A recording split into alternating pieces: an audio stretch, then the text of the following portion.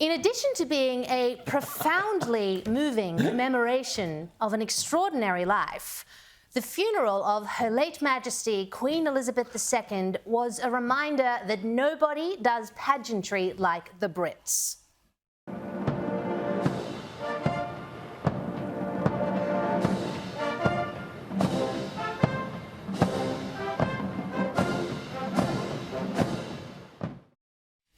However, it was the raw vulnerability from the royal family as they bid their beloved matriarch a final farewell that truly struck a chord.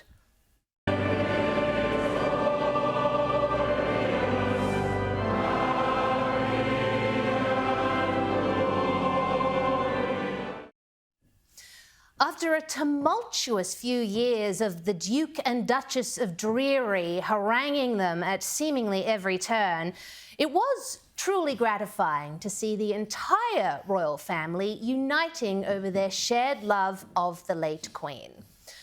This begs the question, could reconciliation be on the cards for the royals and Meghan and Harry? Certainly there were flickers of that early in the mourning period, when Prince William and Catherine, Princess of Wales, were joined by Harry and Meghan to greet grieving members of the public on a walkabout. Although, to be fair, their body language indicated the reunion might be polite, but glacial. Nevertheless, since Megxit, it's always appeared to me that the royals ultimately wished to welcome Harry and Meghan back at some point. And certainly, that was the impression the late Queen gave. However, Her Majesty was an unusually placid, conciliatory woman, and it is testament to her leadership that those traits appeared to extend to the rest of the royals. But a series of events during the mourning period leads me to believe that that may not be true.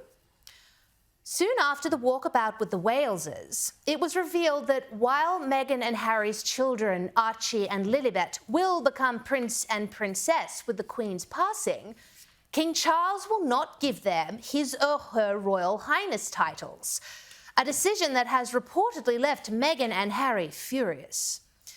Then came an awkward faux pas of communication when the pair were initially invited to a glittering event at the palace hosted by the king for world leaders, but uninvited soon after, as it was clarified the event was for working royals only.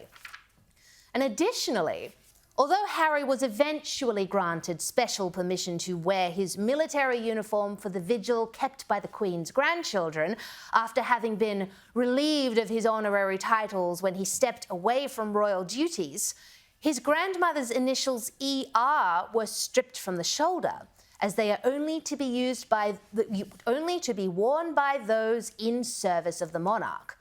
But notably, the disgraced Prince Andrew was allowed to keep his ER at his vigil.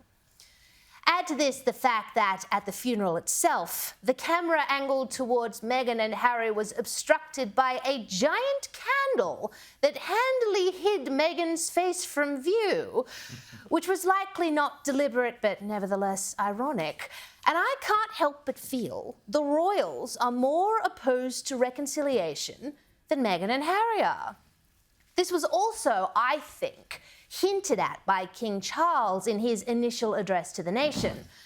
After lavishing Prince William and Catherine with praise and listing their titles, "Today, I am proud to create him Prince of Wales, Tywysog Cymru, the country whose title I've been so greatly privileged to bear during so much of my life and duty." With Catherine beside him, our new Prince and Princess of Wales will, I know, continue to inspire and lead our national conversations, helping to bring the marginal to the centre ground, where vital help can be given. the king gave but a brief mention of his second son and daughter-in-law, sans honorifics. I want also to express my love for Harry and Meghan as they continue to build their lives overseas.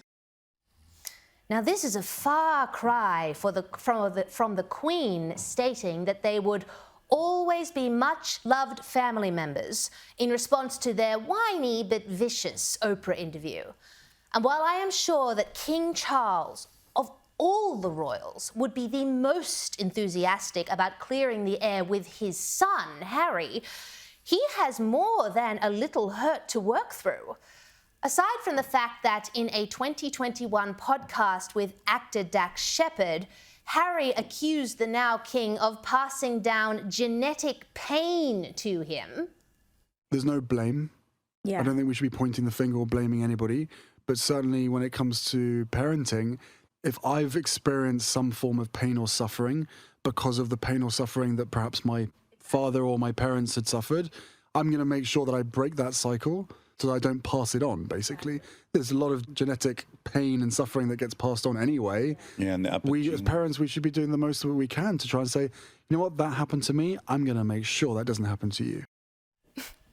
A new book by royal biographer Angela Levan claims Meghan snubbed Queen Consort Camilla Parker Bowles's offers of friendship and advice and appeared bored and disinterested by her. A stupid move by Meghan because, apart from the familial implications with her father-in-law, the king, if any of the royals knows how to get the people on side after being an object of public loathing, it's the Queen's consort.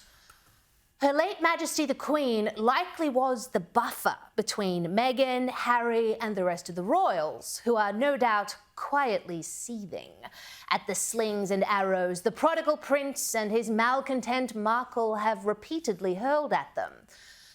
Without the Queen's steady leadership keeping the skies as clear as possible, it may be that a giant storm is about to break.